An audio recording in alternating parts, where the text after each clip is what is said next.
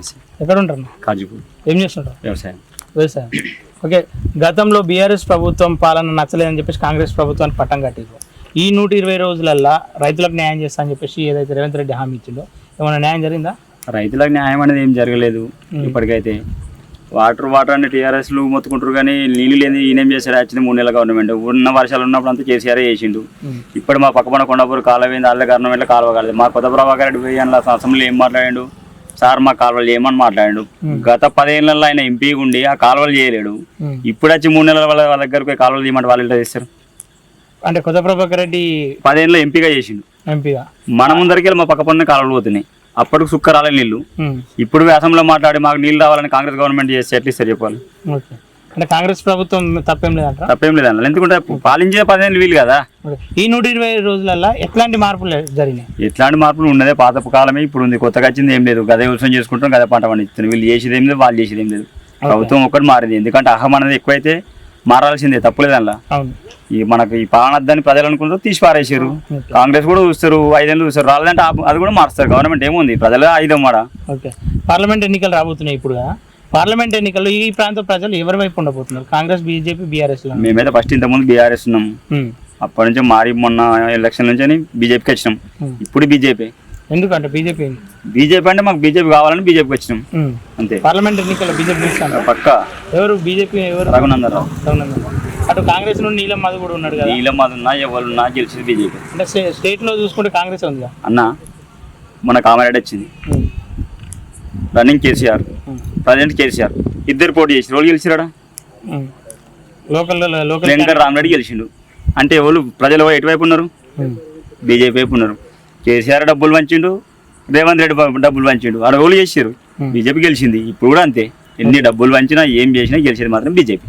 అంటే గతంలో మీరు బీఆర్ఎస్ లో ఉన్నారు, బీఆర్ఎస్ లో ఎట్లాంటి అంటే మంచి జరగలేదు అప్పుడు? ఏ జరిగిందంటే కనబడుతుంది ప్రజలకు, మనం చేసేది ఏమున్నది? ఎప్పుడన్నా అడిగే ప్రయత్నం చేశారా మీ నాయకులను? ఎవరిని అడగలేదు, అత్తగా అడగని మనకి ఇక్కడ కాజీపూర్ వస్తే కదా. సరే, బీజేపీలోకి వచ్చినాక గతంలో బీజేపీ ఎమ్మెల్యేగానే ఈ ప్రాంతంలో బీజేపీ అయినా ఎమ్మెల్యే ఏమైనా చేసిండా మీకు? అన్న 10 ఏళ్ళ గవర్నమెంట్ వాళ్ళది, నీటిలో 10 మంది ఉంటే నీళ్ళు నడుస్తుంది. నేను ఒక్క నస్తే నీటిలో నడుస్తావా? నడవయ్యో. అందుకంటే నాకు ఏం పండు ఏమి ఇయ్యలే, ఉన్న పండు అంతా హరీష్ ఎత్తుకపోయిండు. కానీ కొట్లాడి తీసుకొస్తా అని చెప్పేసి ఎమ్మెల్యే గెలిచింది. ఎంత కొట్లాడినా ఒక్కరం ఉన్నామన్నా, 10 మంది ఉంటేనేమో 10 మంది 10 చేతిలో వస్తుంది, ఒక్కరిని దాకా ఇస్తాడు, దాగనియరు కదా. కానీ పోటీ చేసే ముందు తెలుసు 10 మంది 10 మంది ఉన్నారు. ఇప్పుడు కొత్త ప్రభాకర్ రెడ్డి ఉన్నాడు కదా, గెలిచింది కదా, ఆయన ఎంత ఫండ్ చేస్తాడు? 5 ఏళ్ళ గవర్నమెంట్, ఆయన 5 ఏళ్ళు ఉంటాడు. మన వచ్చింది రఘునందన్ 3 ఏళ్ళే. ఇప్పుడు 5 years అవకాశం ఇచ్చిన ఆయనకు ఏం చేస్తారు అప్పుడు మాట్లాడి వాళ్ళు చెప్పాలి. బీఆర్ఎస్ వాళ్ళు మనం చెప్పేది ఏముంది? 3 ఏళ్ళ ఆయన నచ్చింది, 3 ఏళ్ళు గవర్నమెంట్ వాళ్ళది, ఫండ్ ఏమి ఇయ్యలేదు, ఇచ్చిన ఫండ్ కూడా గుంజుకపోయారు. మన ఇప్పుడు ఎంపీ ఎమ్మెల్యే గెలిచిండు, 5 years అవకాశం ఇచ్చిన ఆయనకు. సరే ఆయన ఏం చేస్తాడు వేసి చూద్దాము. అంటే ఈ కాన్స్టిట్యున్సీ చూసుకుంటే పక్కన చూసుకుంటే గజ్వేల్ ఉంది, ఇటు చూసుకుంటే సిద్దిపేట ఉంది. ఈ మూడిట్లో అంటే ఈ వీటితో సమానంగా ఈ కాన్స్టిట్యున్సీ చేస్తామని చెప్పేసి వాళ్ళు చెప్పారు కదా. అదే చూద్దాము, కనబడుతూ ఉంటది కదా. కూడేలు వాళ్ళకి నీళ్ళు ఇచ్చిన నీళ్ళు అంటే కూడేలు ఒకటి ఇచ్చారు, పక్క పని అవి ఉన్నాయి, అవి రావాలి కదా. మా పక్క గీరు ఉంది, మాకు నీళ్ళు ఎందుకు అసలు? మరి మాకు రావాలి కదా నీళ్ళు. అందరికి వాటర్ ఇచ్చిన మా ఆయంలో అంటారు. మా చెరువు చూస్తే గిన్నె ఉంది, ప్రొద్దున పెడతా రావాలి కదా. మోటార్లు పెట్టుకొని నీళ్ళు బయట తీస్తారు. ఓకే, అంటే పంటలు ఎండిపోవడానికి కాంగ్రెస్ కారణం అని అది తప్పు మాట, అసంభవం. ఉన్న వర్షాకాలంలో అంతా వీళ్ళు గవర్నమెంట్ పాలించి నీళ్ళు లేని వాడని చేస్తాడా? ట్యాంకర్లకు నీళ్ళు పెట్టారా? కరెంట్ లేని నీళ్ళు ఎట్లా వస్తాయి ట్యాంకర్లకు? చెప్పి కొంచెం అన్న ఇంగిత జ్ఞానం ఉండాలి మాట్లాడేటప్పుడు. నేను రైతునే, నా కరెంట్ ఉంటే నీళ్ళు వస్తుంది.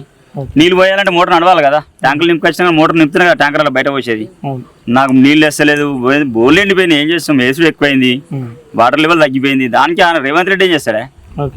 సరే, ఇప్పుడు పార్లమెంట్ ఎన్నికల్లో ఇటు చూసుకుంటే బీఆర్ఎస్ అభ్యర్థి కూడా బలమైన వ్యక్తిగా ఉన్నాడు. అంటే ఆర్థికంగా బలంగా ఉండి గతంలో ఈ ప్రాంతంలో కలెక్టర్ గా ఇప్పుడే చెప్పిన కామారెడ్డికి ఉదాహరణ అని.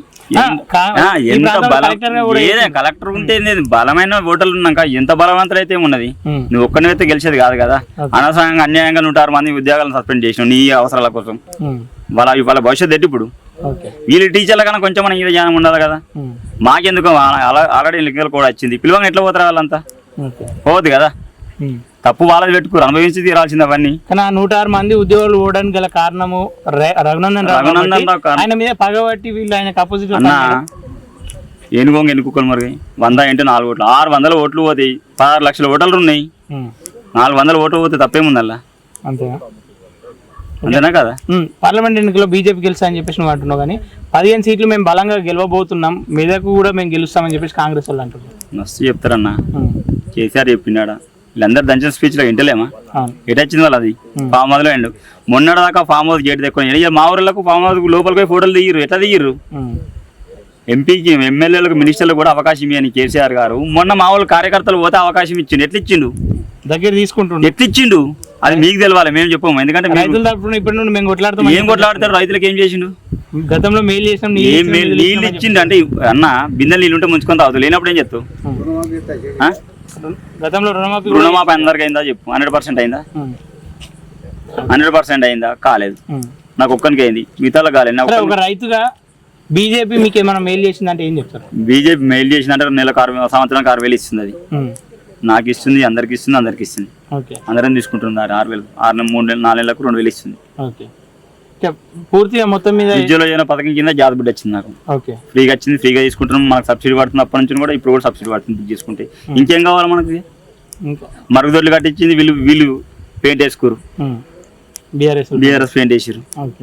ఉపాధి హామీ వాళ్ళు ఇచ్చేదేనే. ఇంకేం కావాలి? శ్మశాన వాటికి వాళ్ళు ఇచ్చింది. గతంలో వాళ్ళు మీ పార్టీ వాళ్ళే కదా? మా పార్టీ అన్న విమర్శకు మా పార్టీ తప్పు చేసిన తప్పు ఎలువెత్తి చూపెట్టాల్సిందే కదా. మా పార్టీ అవుతుంది, ఏ పార్టీ అవుతుంది, తప్పే కదా మరి. అంటే మీ ప్రాంతంలో డబుల్ బెడ్రూమ్లు కూడా ఇచ్చారు? డబుల్ బెడ్రూమ్లు ఇప్పటి వరకు కూడా ఓపెన్ కావాలి. ఇప్పటి వరకు కూడా ఓపెన్ కావాలి. డబుల్ బెడ్రూమ్లో వేరే ఊళ్ళు వాళ్ళకి ఇవ్వకుండా ఉంటురు. ఇప్పటి వరకు కూడా ఓపెన్ కాలేదు. ఫైనల్ గా ఎంత మెజారిటీతో రఘునందనరావు గెలిచాడు? ఒక్క ఓటు అయినా సరే నాకు గెలిచి తీరుతారు పక్కా. ఒక్క ఓటు కూడా విజయం, ఒక్క ఓటు తాగు. ఓకేనా, థ్యాంక్ యూ.